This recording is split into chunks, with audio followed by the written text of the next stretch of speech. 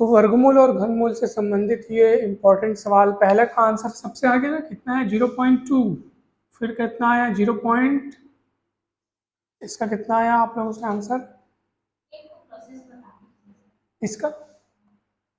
अच्छा ये वाला पता नहीं। हाँ तो चलो दूसरा सवाल देख लो, है ना भाई, पहला भी देख लो, चलो पहला देख लो, पहले से ही देख लो।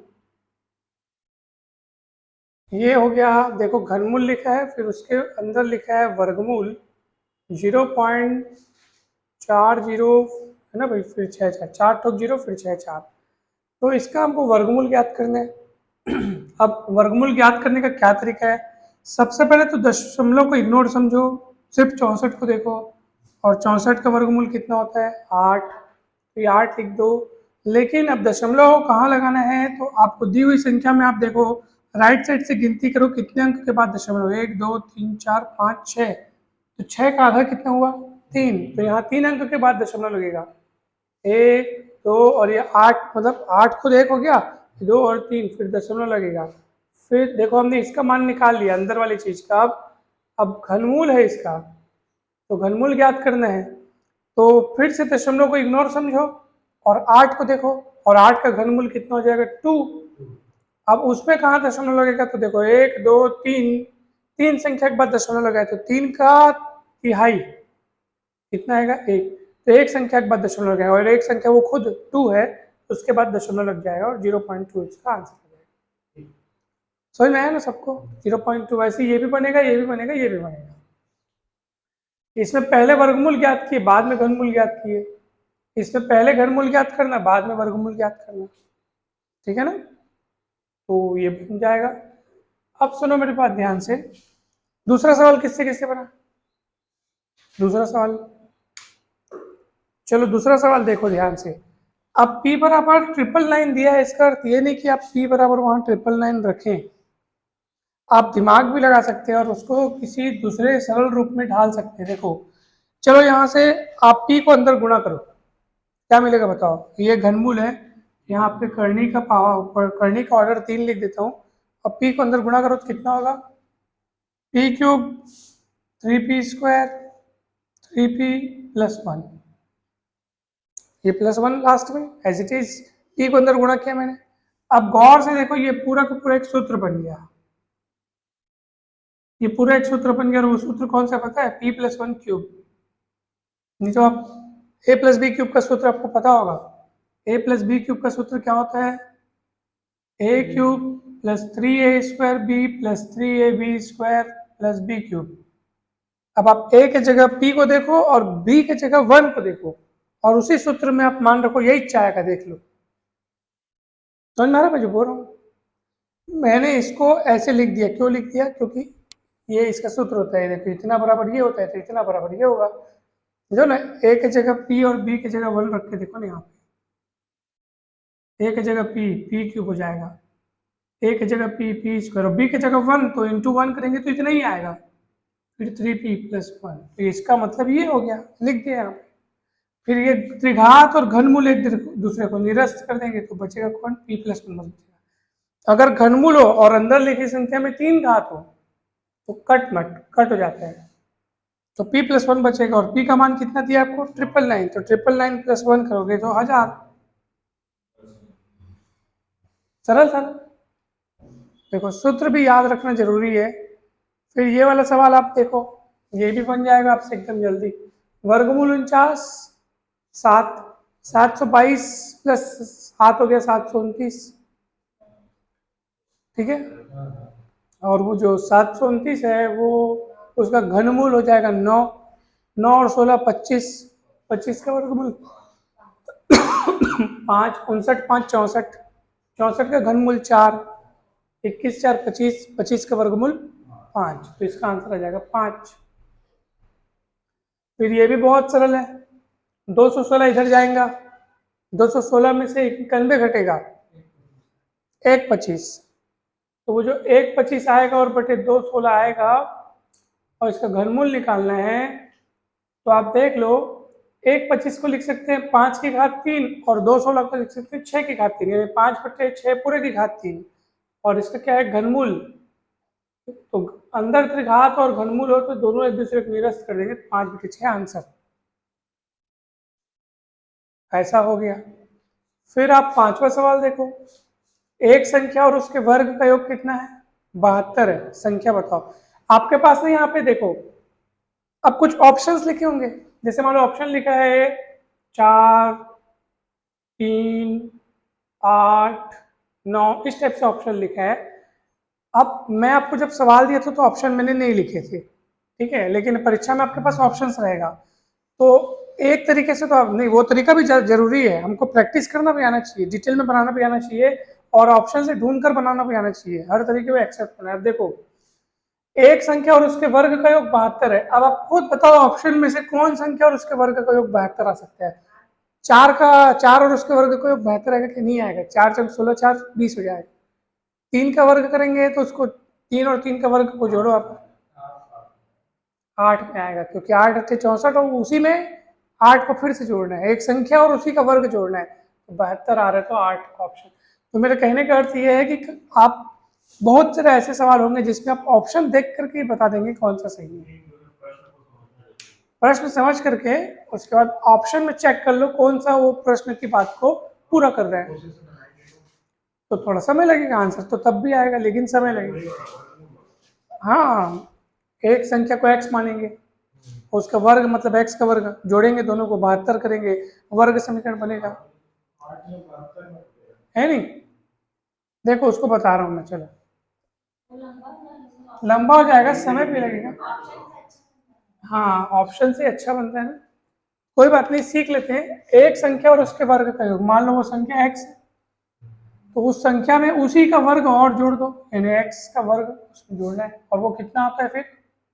72 होता है, ठीक है। एक संख्या और उसका उसी संख्या का वर्ग यानी x, तो उसी का वर्ग उसमें और जोड़ना है, तो x² + x और 72 को इधर ला लो, 0 जाएगा। अब आप बीच वाले को तोड़ दो, यहाँ पे कितना लिखा है 1, इसको दो भागों में तोड़ो कि गुणा करने पर -72 आना चाहिए। तो -72 लाने के लिए आपको क्या करना पड़ेगा? इसको हम लिखेंगे 9x - 8x, क्योंकि 9 8 कितना होता है? 72 होता है, और 9x में से 8x जाएगा तो सिंगल x बचेगा। वो स्प्लिटिंग ऑफ मिडिल टर्म में आपको बताया था, सिखाया था क्या, कि देखो इनका इनका गुणा करने पर कितना आ रहा है? देखो ये 72 है, -72 है, क्या है ये? -72। अब बीच में जो एक्चुअली -72, केवल इसको देख के नहीं लिखना है आपको, शुरू वाले, अब सामने में तो कुछ नहीं लिखा है, मतलब क्या लिखा है? 1, तो एक और उसको गुणा करते हैं तो जितना आता है उसको लिखते हैं, तो 1 × -72 करोगे तो -72 आएगा। उसके बाद बीच में जो संख्या लिखी है x के सामने कुछ नहीं है, तो क्या है? 1 है। इस 1 को आप किस तरीके से तोड़ सकते हो ताकि दोनों को टुकड़ों का गुणा जो है -72 आएगा? तो मैं 1 को लिख सकता हूँ 9 - 8, क्योंकि 9 में से 8 जाएगा तो 1 आएगा, और 9 × 8 करेंगे तो कितना आएगा? 72, वो भी एक में माइनस है इसलिए -72 आएगा, दोनों में से किसी एक में माइनस है इसलिए -72 आएगा। ये मैं सिखाया था पूरा डिटेल में, ठीक है, वो वीडियो आप लोग देखिएगा, वीडियो बन रहा है उसका लाभ उठाया करो, मतलब कि जैसे कुछ समझ नहीं आ रहा है तो आप देख लो वो वाला वीडियो, नहीं मिलता है ना, जैसे आप लोग को कई बार इसलिए नहीं देखते, मिलता नहीं है, इतनी भीड़ में कहाँ खोजेंगे, तो मेरे को बता दिया करो, मैसेज कर दिया करो, मैं तुरंत भेज दूंगा। पूरे 1100-1200 वीडियो मैंने ना, कोई भी किसी भी टॉपिक का वीडियो अगर मैं कोई बोलता है ना, तुरंत मेरे को पता चल जाता है कहाँ पे, तो पूछ लिया करो, तो मैं आपको लोग भेज दूंगा। अब देखो ये क्या हो जाएगा, x कॉमन निकल जाएगा, x + 9 - 8 कॉमन निकल, यहाँ पे 8 है और इसको 8 × 9 लिख सकते हैं, तो 8 8 कॉमन निकलेगा, तो x बचेगा और अंदर माइनस भी निकल गया इसलिए प्लस बचेगा, बराबर 0। फिर क्या हो जाएगा? देखो x + 9 फिर कॉमन है ना, x + 9 फिर कॉमन निकलेगा, और इधर x बचेगा, इधर क्या बचेगा? -8 बराबर 0। अलग अलग 0 के बराबर रखेंगे तो क्या होगा? x + 9 को 0 के बराबर रखेंगे और x - 8 को 0 के बराबर रखेंगे, तो x का मान आएगा -9 और x बराबर आएगा 8, तो माइनस वाला अस्वीकार है, प्लस वाला स्वीकार करेंगे, तो आपका 8 ऑप्शन सी इज करेक्ट। और वैसे भी -9 आपको ऑप्शन में भी नहीं दिया है, देख लो, है ना। अब देख लो, कोई संख्या और उसके वर्ग का 72 बोल रहे हैं, अब कोई ऑप्शन दिया, आप देख लो कौन सी ऐसी संख्या है जिसमें उसका वर्ग जोड़ दोगे तो 72 आएगा। ये पेचीदा है ना, ये तो सरल है। चार में चार का वर्ग जोड़ो तो चार में चार का वर्ग जोड़ने का मतलब चार में 16 जोड़ना, 20 आएगा, नहीं ऑप्शन। तीन में तीन का वर्ग जोड़ो, 9 3 12 हो जाएगा। 8 में 8 का वर्ग जोड़ो, अरे आगे ना, ऑप्शन सी इज करेक्ट है ना। तो ऐसे ऑप्शन से तुरंत टिक होता है एकदम। चलो छठवां बनाओ, छठवां बन गया। दो क्रमागत संख्याओं का योग क्या है जिनके वर्गों का अंतर 84 है? तो बताना पड़ेगा, दिमाग लगाइए, दिमाग सोचिए क्या आएगा। ऑप्शन, हाँ एक देता हूँ। 38 34 42 46। 38 34 42 46, ये इसके ऑप्शंस हैं। आपको बताना सही क्या है, दिमाग लगाने, प्रश्न को अच्छे से पढ़ना पड़ेगा पहले।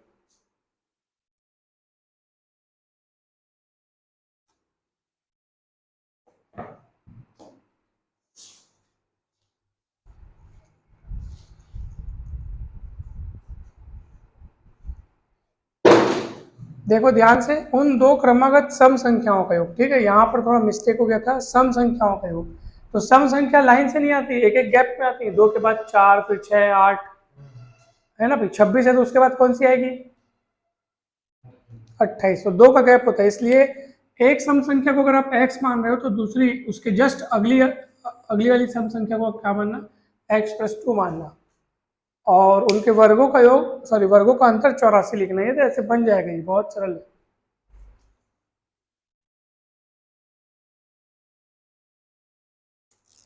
पहली संख्या x, दूसरी संख्या x+2, दोनों के वर्गों का अंतर 84 है। तो चलिए a+b का वर्ग, बताइए सूत्र क्या होगा? a का वर्ग धन b का वर्ग धन 2ab माइनस x का वर्ग, ये हो गया 84, ये कटेगा, 4 उधर जाके घटेगा तो बचेगा 80। देखता हूँ ना, देखते हैं देखो 80, 4x बराबर 80, तो x बराबर कितना आएगा बताओ? 20 है नहीं। अब 20 यहाँ रखेंगे और ये 20 यहाँ रखेंगे तो एक संख्या आएगी 20 और एक संख्या आएगी कितना? 22। ठीक है, तो दोनों का योग कितना होगा बताओ तो भला? 42, 42 आएगा सही उत्तर।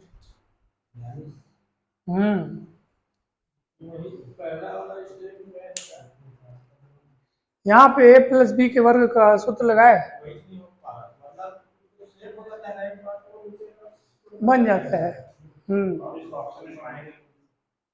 ऑप्शन में बनाएंगे तो आपको इसमें संख्याओं को तोड़ के देखना पड़ेगा कि, क्योंकि दो संख्याओं का योग पूछ रहे हैं ना, तो ये ऐसे ही बनेगा। वर्गों का अंतर, इसको ऐसे बनाना ज्यादा आसान है। वही आपको प्रैक्टिस से ये दिमाग लग जाएगा कि कौन सा सवाल कैसे बनाना चाहिए। सातवां बन गया, सातवां आप लोग से।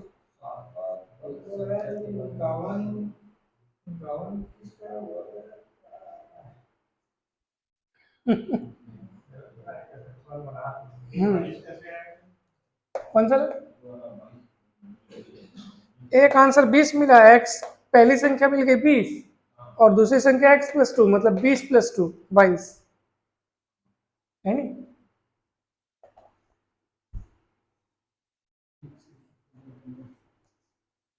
चलो कौन सा बताना है? सातवां।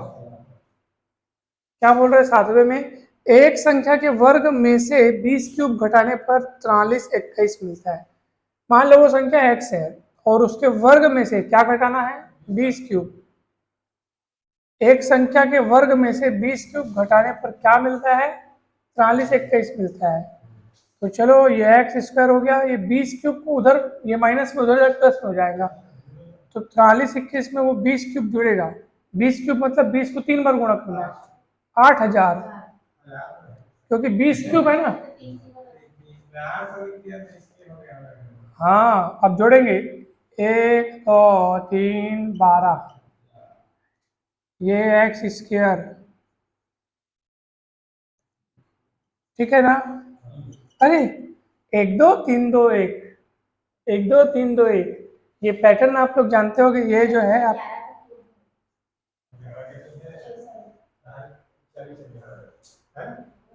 हम्म हम्म हाँ बताओ बताओ। हम्म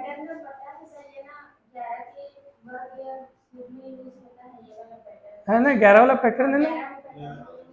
हाँ ये है आपका 111 का वर्ग, वर्ग है, वर्ग है 111 का। चलो ना, 111 गुणित 111, आपको मैं 11 से गुणा करने की ट्रिक बताया था, याद है? याद है किसी को?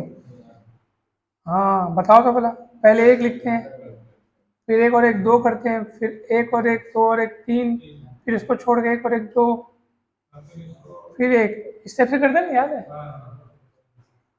एक्स का मान कितना आ जाएगा? 111। आंसर आई गवा।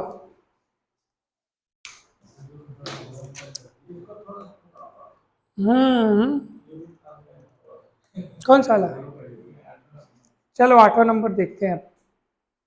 ये समझ में आया नहीं? अब 8वां नंबर।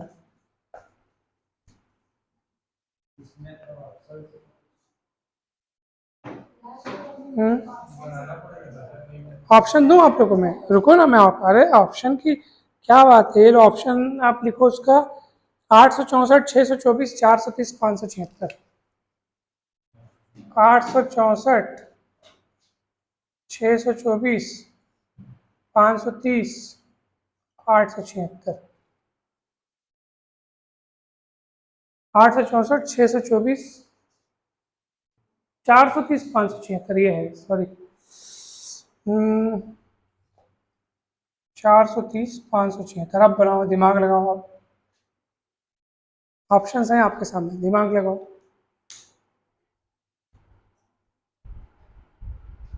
देखो, दो संख्याओं का गुणनफल कितना है? आप बताओ, किनका किनका गुणनफल 32 हो सकता है, बताओ। और 16 दूनी 32 हो सकता है। और मेरे ख्याल से यही तो ऑप्शन तो है ना? और कोई दो संख्या बताओ जिनका गुणनफल 32 है।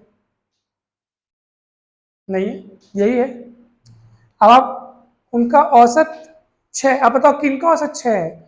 8 चौक 32 भी होता है, यानी 8 चौक 32 होता है, 16 दूनी 32 होता है, लेकिन क्या 8 और 4 का औसत 6 है, कि 16 और 2 का औसत 6 है? बताओ क्या क्या सही है दोनों में? 16 और 2 का औसत 6 है, बताओ। औसत मतलब दोनों को जोड़ के 2 से भाग करना। तो 8 और 4 का औसत 6 है, क्योंकि 8 4 12/2 6 होता है ना। 16 और 2 का औसत 6 नहीं है, क्योंकि 16 और 2 18/2 करोगे तो कितना आ जाएगा? 9 आ जाएगा। तो 16 और 2 का औसत 9 है, जबकि 8 और 4 का औसत क्या है? 6 है। तो 8 और 4 वही दो अभिष्ट संख्या है। और देख लो इनका, इनके घनों का योग आप देख लो, 8 का घन और 4 का घन। अब लोग यही दोनों संख्या आप क्यों लिए? क्योंकि इनका गुणनफल 32 है और इनका औसत क्या आता है? 6 आता है। 8 और 4 ही वो दो संख्याएं हैं जिनका गुणनफल 32 है। अब बोलोगे 16 दूनी भी तो 32 होता है, लेकिन उनका औसत 6 होना चाहिए ना, तो 16 और 2 का औसत तो 9 हो जाता है। हमको औसत 6 भी लाना है और गुणनफल 32 लाना है, तो ऐसी दो संख्याएं 8 और 4 ही हैं, और उनके घनों का योग जो है वो ज्ञात करना है। तो कितना अपने को मतलब लाना है इनके घनों का योग, तो 8 का घन पहले आपको पता करना पड़ेगा। गुड, बहुत बढ़िया। 512 और 4 का घन 64, तो कितना हो जाएगा? 576। हाँ, ऑप्शन से बन जाएगा, या ऑप्शन को ना देखो, ऐसे सोचो ना, दो संख्याओं में से किनका किनका गुणनफल 32 हो सकता है, फिर हमको उन दोनों को लेना है जिनका औसत 6 लाना है, 6 होना चाहिए। पहले गुणनफल 32 होने के लिए दिमाग लगाना चाहिए, किन दो का गुणनफल 32 हो सकता है? तो 8 चौक 32 हो सकता है, 16 दूनी 32 हो सकता है, और क्या 32 हो सकता है? 32 एक कम 32 हो सकता है। लेकिन अब देखना कि इन जोड़ियों में से किनका एवरेज जो है वो 6 है। तो एवरेज मतलब उन दोनों के जोड़ का 2 से भाग। समझ में?